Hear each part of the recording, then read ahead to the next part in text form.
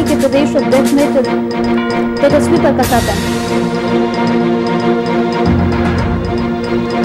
बोकारो जिला कांग्रेस कमेटी की बैठक, राष्ट्रव्यापी कोविड आउटरीच प्रोग्राम की हुई शुरुआत, कार्यक्रम को सफल बनाए जाने पर किया गया विचार विमर्श।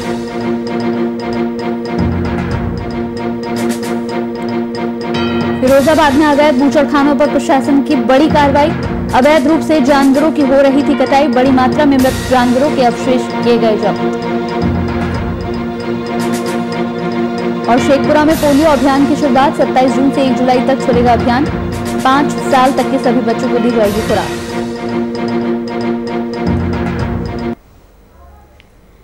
नमस्कार, वीआईपी न्यूज में आपका स्वागत है। आपके साथ हाजिर हूं मैं कंचन। तेजस्वी यादव के बयान को लेकर बिहार में सत्तापक्ष के बीच काफी गहमागहमी देखने को मिल रही है। नेता प्रतिपक्ष ने अपने विधानसभा क्षेत्र में जनता के बीच 3 महीने में बिहार में एनडीए सरकार के गिरने का दावा किया है। उनके इस बयान पर बीजेपी के प्रदेश अध्यक्ष संजय जायसवाल ने तेजस्वी पर उनके शासनकाल में किए गए कामों को याद दिलाते हुए टिप्पणी की है। उनके साथ दिक्कत क्या है कि बेचारे पूरे कोरोना काल में तो गए नहीं, बाढ़ में कभी गए नहीं, आए हैं नहीं काम करने का एक झूठा सांत्वना दे रहे हैं। जो खुद पथ निर्माण मंत्री रहे, उसके बाद उनको नाव से अपने क्षेत्र में जाना पड़ रहा है। यही बताता है कि अगर उनकी कभी सरकार गलती से आ गई होती तो बिहार का क्या हाल। उनके साथ दिक्कत। इस पूरी खबर पर ज्यादा जानकारी के साथ संवाददाता कुमार गौतम फोन लाइन पर हमारे साथ जुड़ गए हैं। गौतम, तेजस्वी यादव के बयान को लेकर बिहार में सत्ता पक्ष के बीच काफी गहमागहमी देखने को मिल रही है। सरकार गिरने वाले बयान को लेकर तेजस्वी को यहां पर कई गंभीर आरोपों का सामना भी करना पड़ रहा है। क्या कुछ चल रहा है, क्या कुछ अपडेट है इस पर? बिल्कुल, ताजा अपडेट यही है कि तेजस्वी यादव के दिए गए 3 महीने में गिर जाने वाले बयान पर तमाम जो राजनीतिक दल हैं वो अब टकटकी निगाह लगाए हुए हैं, बयान दे रहे हैं। सत्ता पक्ष लगातार ये कह रहा है कि ऐसी कोई बात नहीं है, लेकिन विपक्ष के तौर पे तेजस्वी यादव का ये कहना वाकई एक बहुत बड़ी बात है कि 3 महीने के अंदर सरकार गिर जाएगी। लेकिन सरकार कैसे गिरेगी ये तेजस्वी यादव ने नहीं बताया है। इसका तो जरूर है कि जो 2/3 का आंकड़ा है सरकार के पास, उसको तोड़ने की कोशिश अंदर अंदर चल रही है। जिस तरह से लोक जनशक्ति पार्टी अभी टूटा है, उसके बाद चिराग पासवान का तेजस्वी के साथ नजदीक होना, इसके अलावा जीतन राम मांझी का दिल्ली में पहुंचना। अभी मैं बता दूं कि जीतन राम मांझी अभी दिल्ली पहुंचे और उन्होंने भी यही बातें कही कि तेजस्वी यादव अपने राघोपुर की जनता के बीच में बहुत दिनों से बाद गए हैं, इसलिए उन जनता नाराज ना हो जाए, इसलिए उन्होंने ऐसी बातें कही है ताकि 3 महीने तक उसके ऊपर पैचिंग की जा सके।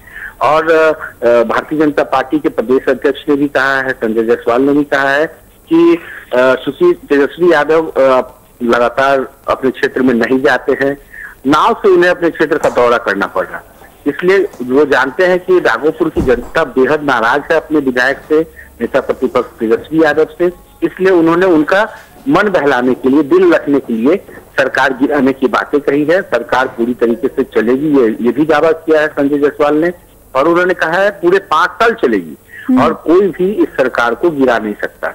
लेकिन इतना जरूर है कि तेजस्वी यादव ने जिस तरह से बयान के जरिए एक बड़ा धमाका किया है, तो इस धमाके के बाद सियासत के अंदर और सियासत के बाहर भी जो लोग हैं वो काफी इंटरेस्ट ले रहे हैं, क्योंकि ये दावा किया जा रहा था कि कहीं ना कहीं जदयू के लोग आरजेडी के संपर्क में है। हालांकि शुरुआत में जदयू ने भी कहा था कि आरजेडी के विधायक जदयू के संपर्क में है, लेकिन कौन किसके संपर्क में है, कौन किसको काटने की कोशिश कर रहा है, कौन किसको अपने खेमे में लाने की कोशिश कर रहा है, ये सारी चीजें होगी।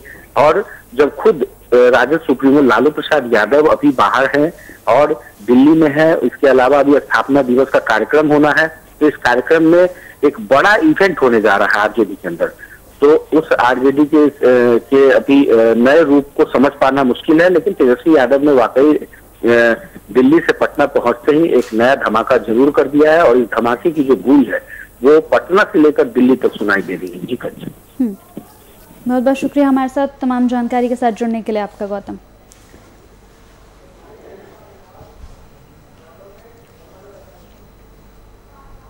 कन्नौज में जिला पंचायत सदस्य के चुनाव के समय बागी तेवर देखने को मिल रहे थे। चुनाव लड़ने को लेकर प्रिया शाक्य को एक प्रेस नोट जारी कर निष्कासित कर दिया गया था। वहीं अब जब जिला पंचायत अध्यक्ष चुनाव सामने आया तो अचानक ही उन्हें बीजेपी ने बिना शामिल किए जिला पंचायत अध्यक्ष का प्रत्याशी बना दिया।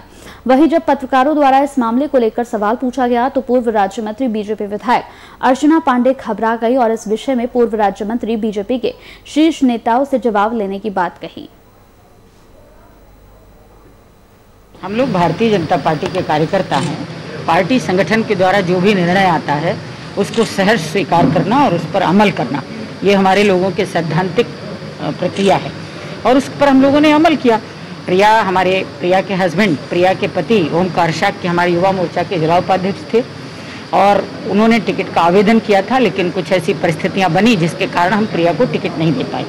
प्रिया चुनाव लड़ी और प्रिया चुनाव जीती। पार्टी के द्वारा फिर निर्देश आया कि इस तरह के लोग जो भारतीय जनता पार्टी में पदाधिकारी रहे हैं और वो चुनाव जीत गए हैं, किसी कारणवश हम उनको टिकट नहीं दे पाए, चुनाव जीत गए, उनको तत्काल पार्टी में शामिल किया जाए।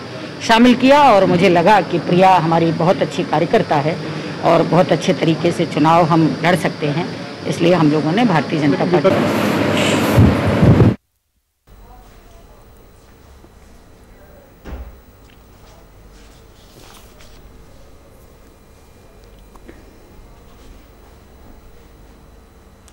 पेट्रोलियम पदार्थों के दाम में हो रही लगातार वृद्धि के कारण आम जनता परेशान है। मध्य प्रदेश के अनूपपुर में डीजल के दाम 100 के ऊपर पहुंच गए हैं। ये पहली बार है जब डीजल के दामों में ऐतिहासिक वृद्धि हुई है और डीजल के दाम 100.25 रुपए दर्ज किए गए हैं। डीजल और पेट्रोल के दाम बढ़ने से आम जनता खासकर किसानों को काफी परेशानियों का सामना करना पड़ रहा है। पेट्रोलियम पदार्थों के दामों में बेतहाशा वृद्धि से युवाओं में आक्रोश भी देखने को मिल रहा है। बहुत हुई महंगाई की मार, अब की बार मोदी सरकार, ऐसे नारे हमको गाहे बगाहे सुनने को मिलते थे जब कांग्रेस की सरकार हुआ करती थी और अंतर्राष्ट्रीय बाजार में कच्चे तेल की कीमत बहुत ज़्यादा होती थी। तब भी मनमोहन सिंह की सरकार, कांग्रेस की सरकार उस पर अपना वेट हटाकर, टैक्स नहीं लगाकर देश के लोगों को कम दर में उपलब्ध कराती थी। आज आप देख रहे हैं कि डीजल भी शतक पार कर गई है। पेट्रोल तो पहले ही शतक पार कर गया है, डीजल आज अनूपपुर जिले में शतक पार कर गई है, 100 के पार हो गई है। मोदी जी को मैं साफ शब्दों में कहना चाहता हूँ, कच्चे तेल की कीमत अंतर्राष्ट्रीय बाजार में कम है, उसके बावजूद आप जनता को महंगे दर में पेट्रोलियम पदार्थ उपलब्ध करा रहे हैं, उसमें कमाई कर रहे हैं। निश्चित रूप से दुर्भाग्यपूर्ण है, आपको जनता को राहत देनी पड़ेगी। युवा कांग्रेस और कांग्रेस अब निर्णायक लड़ाई, बल्कि आर पार की लड़ाई महंगाई के खिलाफ लड़ने के लिए तैयार। राष्ट्रव्यापी कोविड आउटरीच प्रोग्राम को पूरे देश में शुरू करने को लेकर बोकारो जिला कांग्रेस कमेटी के द्वारा प्रधान कार्यालय में बैठक की गई। बैठक में मुख्य रूप से कांग्रेस के जोनल कोऑर्डिनेटर अशोक चौधरी, प्रदेश कार्यकारिणी सदस्य राजेश ठाकुर और बोकारो जिला अध्यक्ष मंजूर अंसारी मौजूद रहे। जहां इस बैठक के उद्देश्य के बारे में बताते हुए जोनल कोऑर्डिनेटर अशोक चौधरी ने बताया कि राष्ट्रव्यापी कोविड आउटरीच प्रोग्राम को पूरे देश में शुरू किया गया, जिसके तहत बोकारो जिले के कार्यकर्ताओं को इकट्ठा करके इस कार्यक्रम को सफल कैसे बनाएं, इसे लेकर विचार विमर्श भी किया जा रहा है। आउटरीच प्रोग्राम के माध्यम से हम सब प्रखंड अध्यक्षों के माध्यम से और कोरोना योद्धा के माध्यम से गांव में वैसे लोगों के बीच जाएंगे जो कोरोना से किसी न किसी रूप में प्रभावित हुए हैं, चाहे वो आर्थिक रूप से प्रभावित हुए हो या उनका स्वास्थ्य में उनको परेशानी हुई हो, बीमार हुए हो, किसी के घर में मौत हो गई हो, वैसे लोगों को क्या सुविधा मिली, क्या मिलनी चाहिए, मौत हो गई हो है तो क्या वो घर के एकमात्र कर्ता थे। इन सब जानकारियों को इकट्ठा करके हम लोग इस अभियान के दरमियान एक फॉर्म बनाकर पूरा रिपोर्ट प्रदेश कांग्रेस को और फिर अखिल भारतीय कांग्रेस कमेटी को देंगे।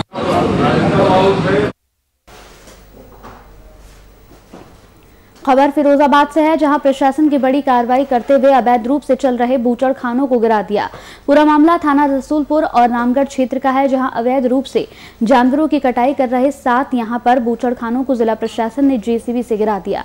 कार्रवाई के दौरान बड़ी मात्रा में मृत जानवरों के अवशेष यहां से जब्त किए गए हैं।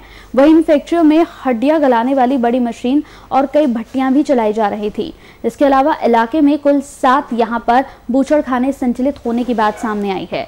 इस मामले में प्रशासन सतर्कता और बारीकी से कार्रवाई कर रही है और अवैध यहां पर बूचड़ खानों को संचालित कर रहे लोगों की धरपकड़ के लिए खोजबीन भी कर रही है। मौके पर नगर मजिस्ट्रेट समेत कई विभागों के अधिकारी और भारी पुलिस बल भी यहां मौजूद रहे। इसमें एक सूचना मिली थी कि यहाँ पर कुछ जो इलीगल जानवर काटकर उनके हड्डियों का जो है उबाला जा रहा है और पिछले 2 दिन से जो हमारे दैनिक जागरण अखबार के अंदर इसको जो प्राथमिकता छापा जा रहा था फोटो सहित, उसी के तहत हम लोगों ने परसों भी इसमें रात को हम लोग आए थे, लेकिन अंधेरा होने के कारण जो कार्रवाई नहीं हो पाई। और कल माननीय महामहिम राष्ट्रपति साहब आए थे तो उसमें हमारा फोर्स व्यस्त रहा। तो आज जो है नॉमिनेशन का कार्य था, उसके तुरंत बाद हम लोगों ने प्लान किया था कि इसको जो किया जाएगा। हाँ, मेरे साथ CO टुंडला हैं और 3 इंस्पेक्टर साहब हैं आए हुए हैं। शेखपुरा में जिला स्वास्थ्य विभाग की देखरेख में पोलियो अभियान की शुरुआत की गई। सिविल सर्जन की मौजूदगी में शुरुआत किए गए अभियान में शहर के कई बच्चों को पोलियो की दवा पिलाई गई। यह अभियान शहर में 27 जून से 1 जुलाई तक चलाया जाएगा। इस अभियान के तहत 5 साल तक के सभी बच्चों को पोलियो की दवा की खुराक दी गई है। अभी जानते हैं कि हमारे देश से पोलियो मुक्त हो गया है, लेकिन निकटवर्ती कंट्री में जैसे बांग्लादेश, पाकिस्तान, अफगानिस्तान में अभी भी केस मिल रहे हैं, बहुत संख्या में केस आ रहे हैं। तो पड़ोसी देश में जब तक नहीं तब तक रहते हैं, तब तक इंडिया में भी टीकाकरण चलता रहेगा। आज फिर से 27 जून 2021 से 1 जुलाई 2021 तक 5 दिवसीय पल्स पोलियो कार्यक्रम चलेगा।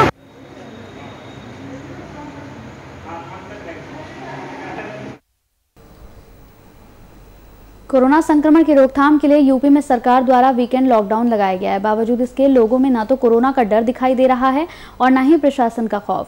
लोग बड़े आराम से नियमों का उल्लंघन कर रहे हैं और बेवजह सड़कों पर घूम रहे हैं। ये तस्वीर मेरठ की है, जहां जनता फिजूल में घूमती हुई नजर आ रही है। वहीं पुलिस प्रशासन चौराहों पर तैनात है, बावजूद इसके कोई कार्रवाई नहीं हो पा रही है।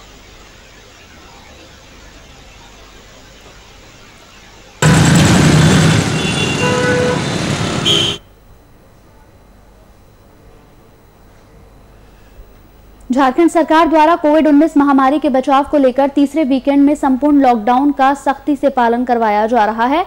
पाकुड़ के कई प्रखंडों में तैनात पदाधिकारी लगातार यहां पर बाजार स्थलों का मुआयना कर लॉकडाउन के पालन को सुनिश्चित करने में जुटे हुए हैं। जिले के हिरनपुर प्रखंड में निरीक्षण के दौरान सीओ ने लॉकडाउन का पालन नहीं कर रहे 2 दुकानों के खिलाफ कार्रवाई की। उन्होंने दुकानों को बंद कराते हुए दुकानदारों को थाने में बुलाकर यहाँ पर बॉन्ड भी लिखवाया। पूर्ण लॉकडाउन रहने का आदेश हम लोग को मिला है। इसी आदेश के तहत थाना प्रभारी मैं, प्रखंड विकास पदाधिकारी, अंचल अधिकारी और जवान बल के साथ में हम लोग निकले हैं कि सरकारी आदेश का पालन बढ़िया से कराया जाए। यहाँ के पब्लिकों को पहले तो हम लोग समझाए कि आज जैसा कि सरकार का आदेश है सबको बंद रखना है ताकि महामारी संक्रमण से बचा जा सके।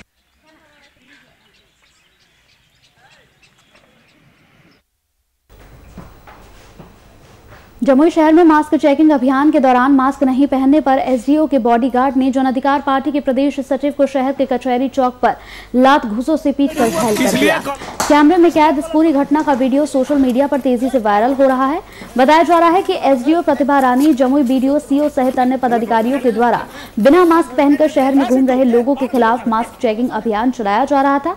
इसी दौरान बिना मास्क पहनकर घूमने वालों के खिलाफ जुर्माना भी वसूला गया।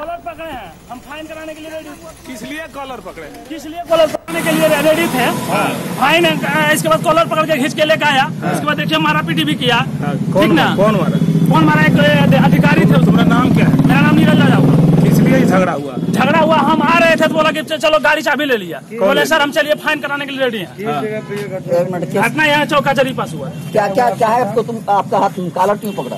कॉलर इसलिए पकड़ा कि चलो घींच के चलो, मार्क्स नहीं पहनले, चलो हम बोले चलिए सर फाइन कराते हैं। मतलब फाइन नहीं कराने के लिए उसके बाद फिर मारने लगे, पीटने लगे। क्या नाम हुआ आपका? मेरा नाम नीरज हुआ। घर कहाँ पड़ता है? घर दिगरा पड़ता है। नीरज मेरा नाम हुआ।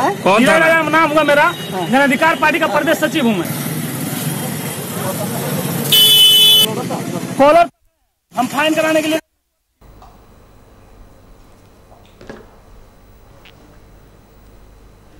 झारखंड में एक युवक के जीने का जज्बा यहां पर पड़ा कोरोना संक्रमण पर भारी। आपको बता दें कि युवक नवादा जिले का रहने वाला है, जो 27 अप्रैल को संक्रमित पाए जाने पर राजधानी के सदर अस्पताल में भर्ती कराया गया था। अस्पताल में युवक की हालत इतनी बिगड़ गई कि उसे वेंटिलेटर पर शिफ्ट कर दिया गया। युवक का ऑक्सीजन रेट 60 के आसपास पहुंच चुका था। अपने जज्बे के दम पर युवक ने वेंटिलेटर पर रहकर 57 दिनों तक कोरोना से जंग लड़ी और अंत में वो कोरोना को मात देकर सफल हो गया।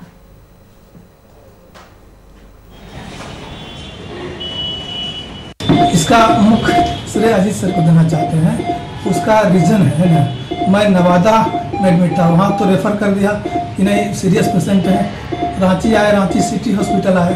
सिटी हॉस्पिटल में ऑक्सीजन का बहुत प्रॉब्लम था, वहाँ भी स्थिति हमारा बहुत ज़्यादा ख़राब होता जा रहा था। तब अजीत सर से पहचान हुई और अजीत सर के माध्यम से हम यहाँ सदर अस्पताल आए। सर बोले ऑक्सीजन का प्रॉब्लम नहीं है, वेंटिलेटर भी है और आते के साथ हमको वेंटिलेटर का व्यवस्था करवा दी है। बाकी उसके बाद सारे जो भी डॉक्टर्स हैं, ड्यूटी डॉक्टर्स हैं, अदर डॉक्टर्स भी हैं, सिस्टर्स लोग हैं, आप लोग टेक्नीशियंस लोग हैं, आने के साथ जो सेवा होता है एक पेशेंट के साथ जिस तरह व्यवहार होता है उससे कहीं ज़्यादा हमारे साथ व्यवहार किया गया। ये हमारे यहाँ 56-57 दिनों से भर्ती थे और आज सबसे बड़ा खुशी का दिन है हमारे लिए, हम चिकित्सकों के लिए, पैरामेडिकल कर्मियों के लिए, सदर अस्पताल की मैनेजमेंट टीम के लिए कि वो मरीज इतने लंबे समय के अंतराल के बाद ठीक होकर हमारे यहाँ से जा रहे हैं अपने घर, जो कि पड़ोसी राज्य बिहार में नवादा जिले में है।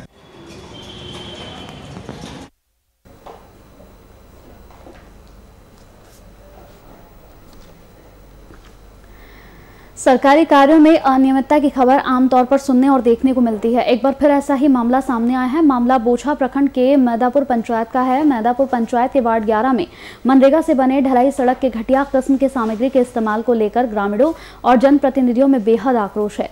खराब सामग्री का इस्तेमाल करने से पहली बारिश में ही सड़क जर्जर हो गई, तो वहीं आक्रोशित ग्रामीणों ने सड़क निर्माण में जाँच की मांग की है। ये ज़्यादा दिन नहीं चलेगी। ये जो रोड जो बन रहा था वो यहाँ पे सारी जनता यहाँ का जो इसे बोला था कि सोलिंग को उखाड़ के और फिर से सोलिंग कार्य करा के उसके बाद रोड को ढलाया जाए, लेकिन ठेकेदार साहब ध्यान नहीं दिए। एक तो फर्स्ट नंबर है कि इसमें सीमेंट एकदम 9 के बराबर है और सीमेंट भी जो लज्जत वाला सीमेंट इसमें नहीं है, प्योर डी सीमेंट लगा। जो हमारे यहाँ का वर्तमान वार्ड मेंबर है वो बहुत प्रयास किए सीमेंट को बदलवाने के लिए, बहुत ही ज़्यादा, इस पर कोई संशोधन नहीं हुआ। उसमें मटेरियल सही नहीं था, इसलिए इसमें हम लोग विरोध भी किए, सारा पब्लिक विरोध किया। फिर जैसे कह सुन करके वही ढलवाया गया। हम लोग कितने विरोध किए लेकिन मैंने ढला लिया।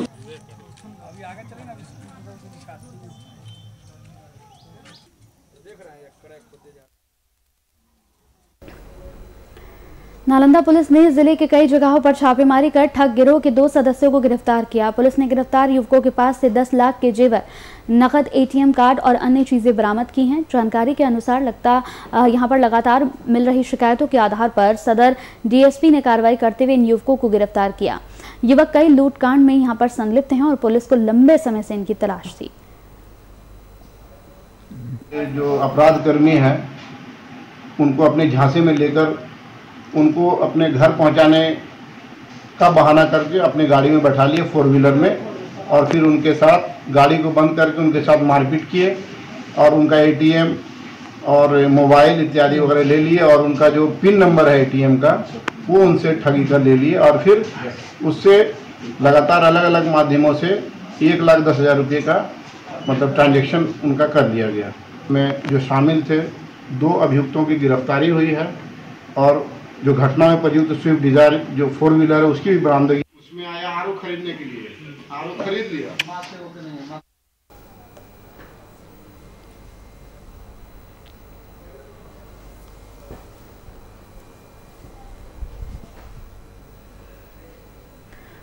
महाराजगंज जिले के नगर पंचायत सुनौली के वार्ड संख्या 13 में आपसी विवाद को लेकर चाकू से हमला कर युवक और बुजुर्ग की हत्या कर दी गई। वहीं एक लोग गंभीर रूप से घायल हो गए। इस घटना के बाद 6 लोगों के खिलाफ हत्या का मामला दर्ज करा लिया गया, जिसमें से 2 आरोपी को पुलिस ने गिरफ्तार कर लिया है। घटना को लेकर मोहल्ले में तनाव को देखते हुए पुलिस के अलावा पीएससी तैनात कर दी गई है। वहीं बीते दिन एसपी प्रदीप गुप्ता ने घटनास्थल का मुआयना किया और पीड़ित परिवार से भी मुलाकात की, जिसमें उन्होंने पूरे घटनाक्रम की जानकारी दी। इलाज के दौरान बुजुर्ग की मौत हो गई। जुगौली जगह है, यहाँ पर 2 पक्षों के बीच में कुछ रास्ते का और जगह का विवाद चल रहा था। कल शाम को एक पक्ष मस्जिद से नमाज पढ़ के निकला है तो दूसरा पक्ष उस पर हमला किया है। इसमें 2 लोग घायल हुए थे, जिसमें एक घायल जहीरुद्दीन की मृत्यु हो गई है। एक घायल हैं, उनका इलाज हो रहा है लखनऊ में, बताया गया कि वो ठीक हैं। 6 लोगों के विरुद्ध धारा 302 का अभियोग पंजीकृत किया गया है, जिसमें 2 लोगों को अरेस्ट कर लिया गया है। शेष 4 की हम जल्दी ही गिरफ्तारी कर लेंगे।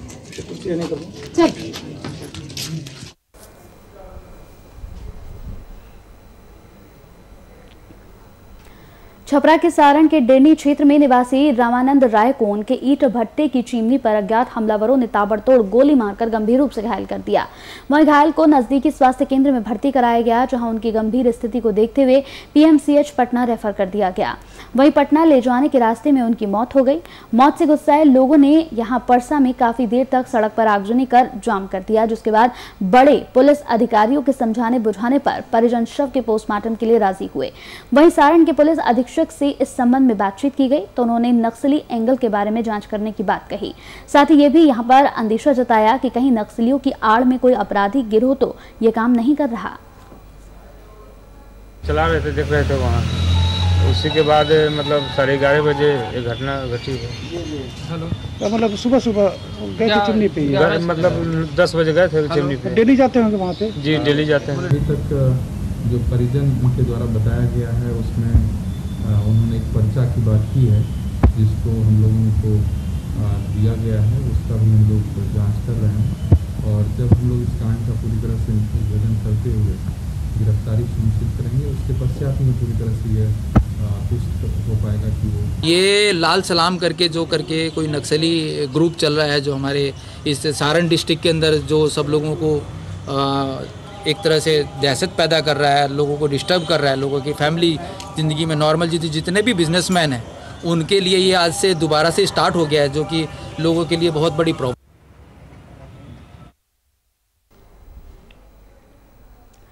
सहरसा के सदर थाना क्षेत्र में हनुमान मंदिर के पास स्वाति जनरल स्टोर में चोरी करते हुए 2 युवकों को स्थानीय लोगों ने रंगे हाथों पकड़ लिया, जिसके बाद लोगों ने पकड़े गए चोर की जमकर यहां पिटाई कर दी, जिसमें एक चोर की मौत हो गई। वहीं दूसरे युवक को स्थानीय लोगों ने पुलिस के हवाले कर दिया। घटना बीते दिन की बताई जा रही है। हत्या की सूचना मिलने के बाद मृतक के परिजनों ने शव के साथ शंकर चौक को पूरी तरह से यहाँ पर जाम कर दिया और जमकर नारेबाजी की, जिसके बाद पुलिस अधिकारियों के समझाने बुझाने के बाद बमुश्किल इस मामले को शांत कराकर जाम हटवाया गया। ये पेशेंट जो है सुबह में आज तड़के सुबह 3:30 बजे पुलिस के द्वारा लाया गया है, जिसकी मृत्यु जो है इलाज के दौरान हो गई। जख्मी अवस्था में लाया गया? बहुत जख्मी अवस्था में, बहुत ज़्यादा इसकी चोट लगी। क्या नाम था? मृतक का नाम तो कन्हैया कुमार है। ठीक है, क्या स्थिति उस वक्त लग रही थी? तो बहुत सीरियस ये 7 बजे तक हम दुकान खोले, उसके बाद हम दुकान बढ़ा करके घर चले गए अपना। उसके बाद रात में लगभग वही 2 बजे बगल के दुकान वाले हमको फ़ोन किए, तो कोई खड़बड़ का आवाज़ सुन के अंदर में कोई दुकान में घुसा हुआ। तो हम जो है वहाँ से निकले, घर से हम थे और मेरा एक तो भेजमा छोटका, हम दोनों आए। सही में पीछे जाके देखे तो चदरा अलगा दिया था और अंदर में आदमी घुसा हुआ था। अंदर में आदमी घुसा हुआ था, 3-4 आदमी सब भी आए तो गेट खोले। अब पीछे से जो है घुसे जैसे ही तो थोड़ा भागने लगा, अंदर से भागने लगा। उसके बाद जो है उसको पकड़ करके उसको रखे बाहर में। मोहल्ला का ही लड़का कन्हैया कुमार है। दुकान है स्टेशनरी की, उसी में चोरी करने के लिए 2 बंदा घुसा था। परिजन लोग उठ गए, देखे तो द्वारा मारपीट की गई, अस्पताल।